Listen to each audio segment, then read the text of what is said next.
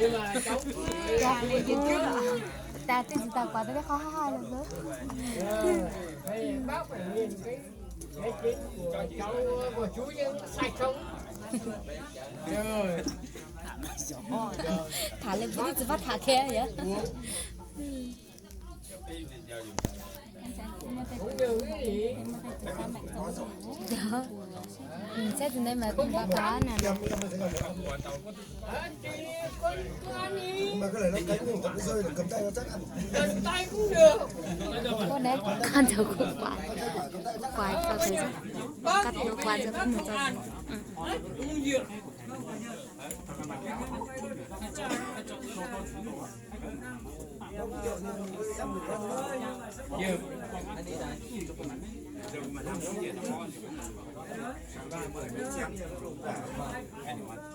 Không à, ở đây không có cái đâu. Đúng rồi đấy. Này cháu thứ hai đứa em.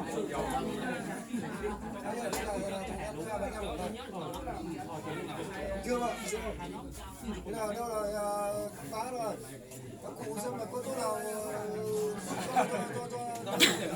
Các cụ ở miền Tây này vùng núi cao này không có chỗ nào đâu. Không. Các cụ ở ngoài trong vùng núi cao này không có chỗ nào. Có nhiều thôi, có nhiều thôi. Biết lò đi mà. Ở đây đi kia sân máy sao đó? Anh của đang bảo đấy kiếm xe máy thôi. Thế nào mới đến tinh?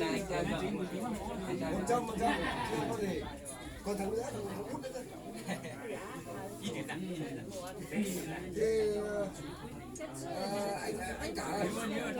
anh cả cũng vào đây. Từ cái công ty của anh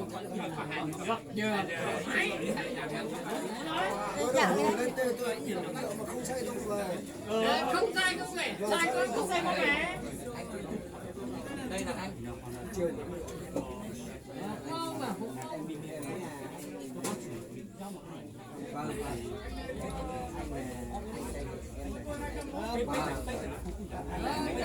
Có túa? Không, ai chị ạ? Nhân tả tua. Ta cào bư lại. Có tỏ. Một cào có thể ba túa.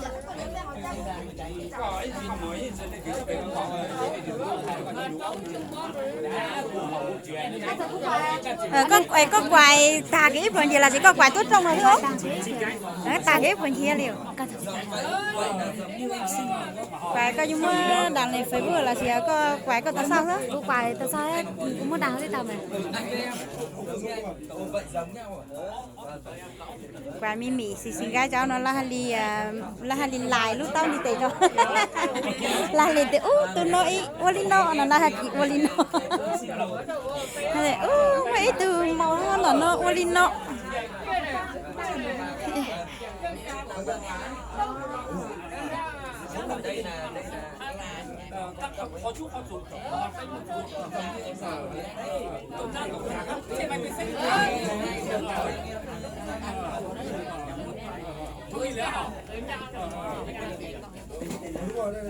còn chụp ảnh này mẹ nó mới cho mình chụp ảnh nào à suy ra cậu à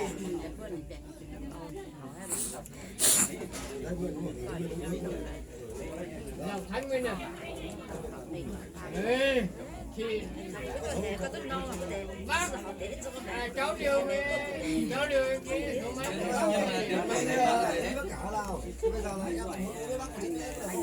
Giờ Tôi hỏi chẳng hỏi điện cho hôm nay mà không say này em về đâu. Đức Bắc của đường không say em về. cái quả lên nó té sao té nhỉ?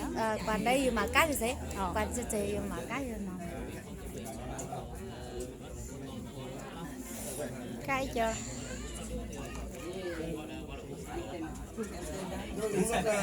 Em bên này em bắt phải ta quá trời em lấy em dạy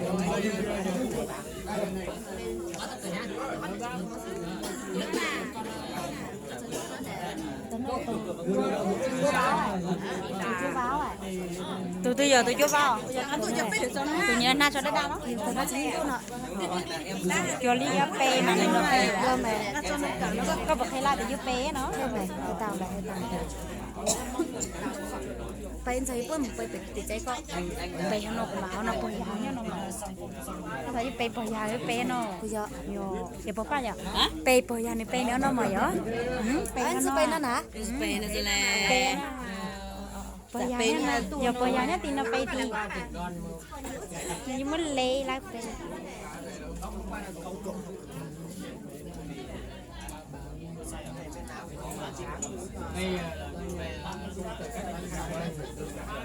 ไปปนนี่ตายให้ลิไปปนนี่ตายให้รู้เว้ยอย่าเลย bác này bác cảm nhất rồi lý ra thì có nhà bác cả thứ hai còn cái này còn là bác có cũng phải bác cả nhưng mà đây cũng là bác cả nhất con này em này bác có 2 gấu vâng chú nho thì nho thành phố là chỉ nho quếกูnhớ quế sẽ nho quế chứ nhớ nó quế sẽ nho đông bằng Phan nhà cưới nó cóกูnhớ cái thì trong há sẽกูchuẩn cho nó vào nếu hai cháu của thành phố của ông bác trong há kỹ thuật còn 107 tỷ là chế là chỉ có một con đó một con táo mà thảo của tôi nó táo của mình mà có gì bây giờ mà bây giờ sau này không biết gì được con và tiền chân là nho sinh đạo thành phố đã huy raกูnhớกูhỏi thầu ấy nhiều cái ít là sáng nước rửa nước thành đường em cứ mời đi em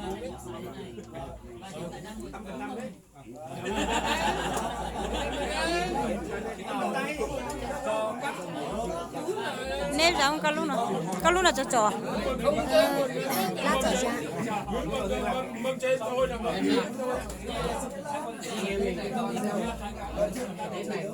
dân nhiều về như anh em mình dân dân rất nhiều với nhau thì cái nào bác chú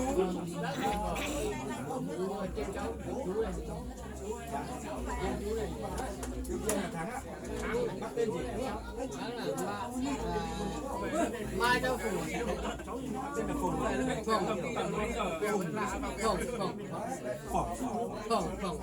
anh cái chân nó bỏng cho nó phỏng to ra phỏng to ra phỏng nhưng mà bây giờ cháu là chú là thắng phỏng chả có hạt đây ní nhở nhưng mà coi như là chú là cái gì phùng này thắng cái gì thắng này cái gì thắng này Lê thắng đây là con là mai cho phùng không tôi họ lé có hạt lè ma nó có đến nhiều ma nhưng mà chỉ nói thì tao không ma rất dạ tao tôi giặt gì mà giặt là tôi nói thì tao không ít của giờ tôi giặt là như nó một tí thôi giờ tụi nó tao mới quậy hai tụi nó giờ tụi nó ô nhà thì mình gái bây giờ thì tôi thì tao mới phụ giờ tụi nó ra hai tụi nó giờ tụi nó thì tao quay mà tụi nó tụi giờ này có tụi người tụi này tao tài lão tụi đâu tụi con nến tụi nó giờ tụi có gì tụi nền sao hả tí cảm tụi nền dài tụi nền sao tụi chính giải này tụi tôi tụi chính giải này với tụi ní nhất trong tòa số nhất tụi này tí tuổi là lấy rồi này chứ chị nhớ mua nhé tụi lão nó ní tụi lão nhá nó tụi nền giá nó so cái tí có gì dài của tí phải trái sao gì cái sao bây giờ tự chứ này chạy tàu cứ giờ tàu cứ chạy tí rồi phải vào này ở tàu có cái tin trái sử dài nhớ nhớ được anh chạy nhớ对对，这底下你多少？也这个背也知道哎，我得知道哎，我读了都不要，我都飞呀一路，我读。nó xin mà đào liều đó, tụi con nó thái rồi, tụi nhá là nó để tụi con tụi nó xong không? Tụi con tụi này, tụi con tụi rồi, cả thế là cả bố chơi cho con tiến lục không mà kể tại đùa thế, cho nên kể tại bây giờ kể tại sao đó? Giờ ít tụi nhá, tụi nó xanh nhá kể. Con tụi lâu, lâu à? Nhiều là lâu là nữa. Đó này ấy, là nữa. Từ ní, một nhóc bút cho là nữa. Cũng vậy. Con này biết còn lần đầu à? Con này nó sẽ ta phê phê nữa. Các bạn, mình được phê nữa. Tính tôi giờ từ mình còn một lấy một tốt. Pha hoa thì vào trên nhà bác. Nghe tôi kia là đó này, chắc ăn nho này. Nhìn là từ khó. Khó cứ giả tí xa xí dài quá thì đồng có bây giờ tí lao. Giờ tí làm này mỗi cái tiền dây ở. Hỏi mới tưởng dây ở từ tiền dây ở. Ở từ cái ạ. Nên từ câu mình từ bùa tụi nói mà. Chẳng có phách ta này rồi bùi gió này thế này. Cái tiền có sử dụng. Xí già rồi. Tiền dây sử dụng phách từ nó này. Phải từ từ rồi. Từ nào lúc áo bọc. Làm từ nào cho tiền lao này. Mỗi từ tiền làm dây có phách là tại. Tiền làm dây rồi. Tiền nó tàu. Ta bút bán cho Lo trên nữa ua hao lửa hao tế thế mà. nhất dây kìa. Chủ ly ua Quất chơi lấy hoàn toàn không chín lo. này giờ nó còn một công ty mà này. Cho tôi lao để phụ mà chi. hầu cái phát triển nhân na cho chị luôn Yên là giờ phút tên phút thôi mà. của mày có vừa sẽ năm lúc trồng Sấy hơn nè, giờ năm lúc đâu có trồng đâu muốn tao mà nó nói ít chậm tí có thấy cái tao giờ mà tết cháo nữa mà thỉnh thoảng nữa ít chậm một tí nó tết cháo mà. Còn trong ăn là của giàu biết sao ít sao là áo cưới áo dài rồi. Ít chậm nó áo cưới mà. Làm thay thật luôn rồi cho mong mình chơi thật. Ít tên này mà giờ cho cả miếng con này. Dù ít trong là Trong nó dễ cho cả miếng con còn đầu chỉ giờ là cho chủ à mà chị tì với ít cho tì gì vậy không là chi cho tao nhìn nó nhìn gì chứ cô vậy lúc nó có vua có là gì papa vua à lúc nào nè lúc nó có vua nhà bạn vua này là có vua bây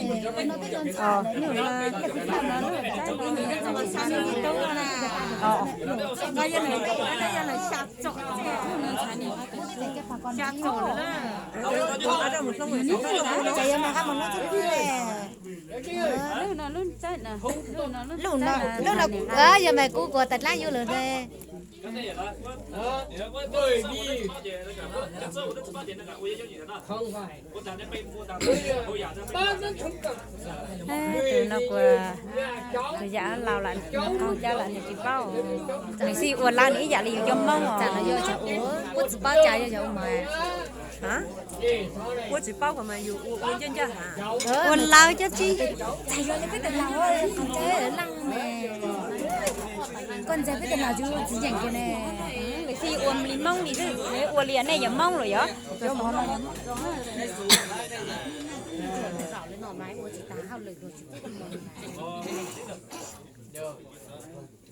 để cháu lưu rồi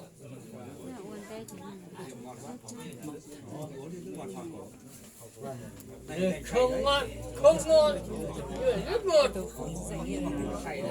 hả nè tụi nó nè không ngon không lấy tiền mày nhớ việc là nhớ nồng hồn nhớ làm thôi sao nhớ lên xá sao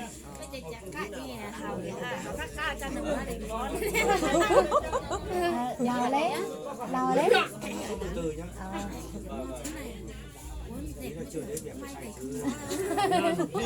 ai cho hề lấy rồi chú ạ ở đây là chúng là khác dân tộc thành ra là còn làm rất đơn giản luôn đó là làm đúng là đấy rất cảm ơn. là cho nhiều lắm Tần 3 phần đi rồi. là cho nhiều lắm Bớt đi 9 phần là điểm phần thôi. Cháu chị ơi Rất đáng tiếc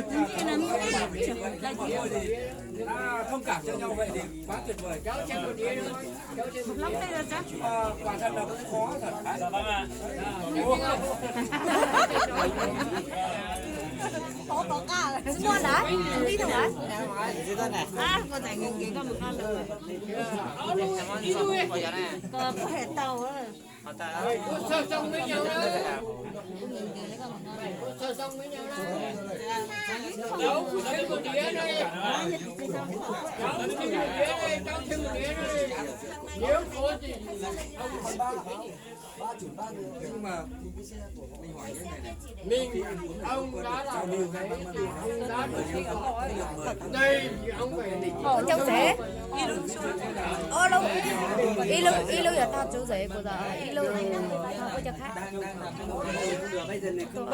cả bây tàu bàn ba mở có cho sư phụ chú rể cháu ba này cho chị là con mà thà cho mà hiểu của giờ tôi sẽ ba cháu này người mông nữa còn khác con là kiểu muốn đan lại ôi chứ giờ năm này còn tiền này sao chả cũng tôi là tiền giờ pa là cái chuyện cũng sâu cũng có rồi á đầu là nó xoay nữa là đâu nó này tiền rồi á vừa giờ nó cả tổng hóa thế là nó đủ giải tao để lo sao bố của tao có một tùng hóa con nói nhan giải quài quài đây nhan giải quài này cho mình để sao kỷ niệm sao kỷ niệm cháu thì cũng chả biết nói thế nào để cho cụ hiểu nữa. Cháu chỉ là trên này đấy à. Cậu ruột đã nào đi đúng không đúng rồi còn thằng này chưa vợ xem là có thế nào cho lên đây với này chưa chồng em có con bé này nhất chưa buồn chưa là đây chưa có đằng sau này đằng sau này phải gọi bố đi nó đang 14 tuổi rồi đây à nó ít tuổi hơn nó 14 tuổi rồi vâng sao đi mất cái quả đã đủ tuổi chưa chưa 15 tuổi thế ôi thôi đây không được nó phạt chết nếu có vô tụi nó nhá vì mì nếu có vô tụi nó nếu có vô tụi nó cho dân chuột con cậu đấy thằng thứ hai đây đùa còn một thằng 90 nữa hai thằng chưa vậy ba thằng mỗi thằng nó bảo là còn hai thằng nữa đang tám gì chở đấy nhỉ trẻ cái gì già ba anh chờ con một đây đang ngồi này cũng đang bán này này thằng này thằng thứ hai còn thằng thứ ba không phải ở dưới kia nó làm việc nhẹ hơn ở trên này làm việc nặng nó giảm nhanh thôi cô thật chị làm trong này chị đùa này không đi đây được chưa đây là bà bố được đấy là cháu gái đây là cháu đấy nhưng mà là bố rồi đi còn hai thằng chưa đấy bà thằng này với một thằng bố bảo chả biết con có hay không chứ đấy là có ba thằng chả biết con có hay không em đấy thế mày đã gọi nó là anh à em lại bà rất là chẳng con nó chín tấn rồi đừng đừng tội rất nhiều đó đó là đây điều tác hại của uống rượu nhiều đấy. vâng cân lợn của chuối là đây em đằng sau ấy đấy gần đây chị về là gọi là Không nghỉ hương đây là em Thế sao lại thành cháu gì nhỉ? cái này em là chưa mà tôi nói tin là tôi hiểu tí tao yêu bọn nhiều tí sao một bấy chào mà Bây giờ tao mà. bấy chào tao Đấy. Thế là con sợ mình. Ủa thì với cái cháu à, cái cháu là nghề kinh, không có điều quản trai ai.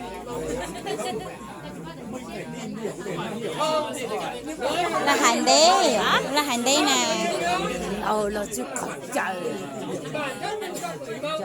Nếu cháu được chú ôi sai cháu bây giờ tao cũng vừa hơn mày là tên chưa được không Chả làm đua sợ mà. chân mà cô là chưa được không ra được không thì nó cũng có tặng này nó có thể để trả của mình nó cũng trong nhớ cô tặng dù nó dù à rất là thua có thể cậu y từ bay từ chơi gì được nên nó hai người vô có tặng tay không Dù ở bên đó mà nổi trên đó. chạy chứ thế cũng có sử dụng Mà rất là tốt. quý được quá thì cho cô chẳng tí cậu thì gì như cô bảo cô ta có một tí thì cho chùa này cũng cậu tới tao à chú to tụ quá sao Thằng con rất tao. cậu mà giờ nhỉ đúng ấy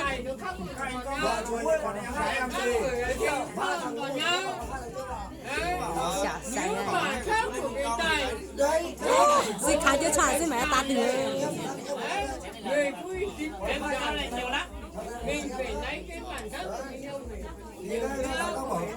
Bản chất đi bên ngoài rồi hầu trước nó đi bên ngoài rồi nhớ cho nồng ngơi. vừa hỏi cha là chính ở trên dia con này tao vừa từ tu mà là chiều xí đấy từ nó nữa là đua xí chị tao chưa nè đến mà tu Đã nhớ từ là từ bó này. rồi chị tao ấy nè từ mùa từ tu nữa mùa từ tốt luôn Ở từ múa. từ nhiệt ti à giả từ nhiệt lâu nữa Ở từ này lâu. Ở từ nhiều từ là từ múa này. Sao từ ra là cái cá xí. chỉ nhiều chi tôi lấy cá chẳng túi nhiều tốt hơn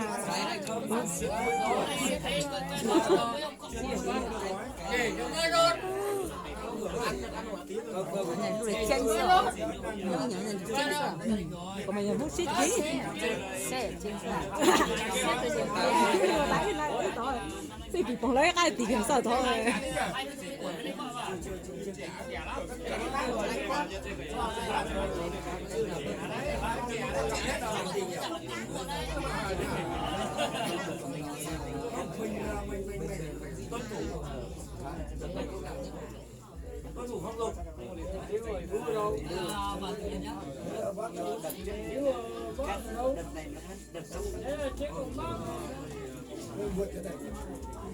với tiền đến lúc bay mưa từ đấy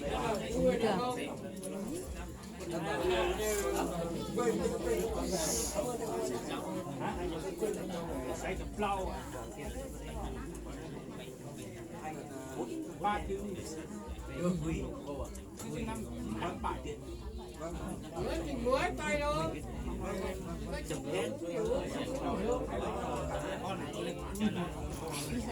nó là khổ hả dạ chị ạ dạ là khổ Thầy bảo người ta nhà lại từ ra thì ấy tụi đơn giàu ấy tụi học cha thì nó sẽ ý chuyện khổ lắm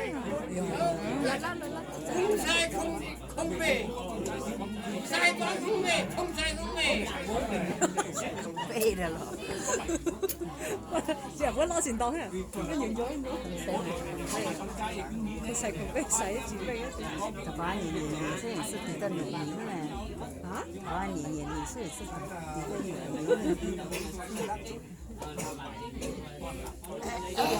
đặt tới với nhỉ mong to xí hay một tụi tôi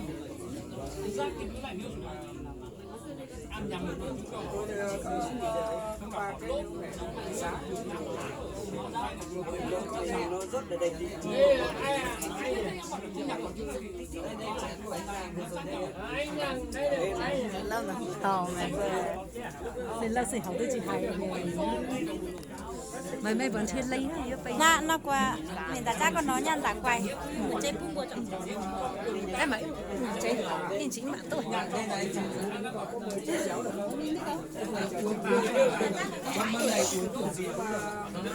con thử qua đó ta qua nên nào thì giá tích được giờ phải ra chơi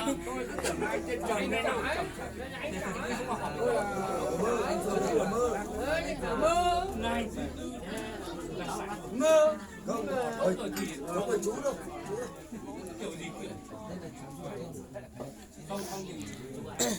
nọ chứ cái lúc cho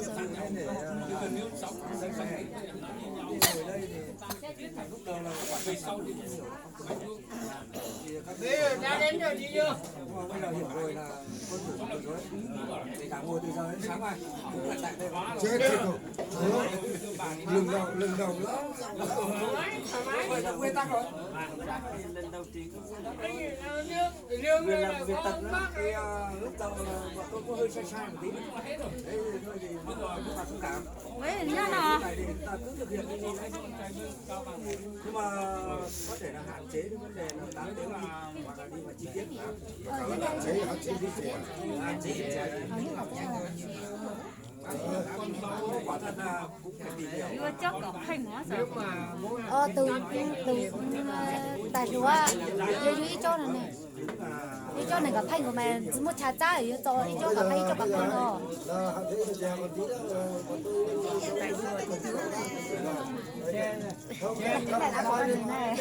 chắc chắn hả có con cổ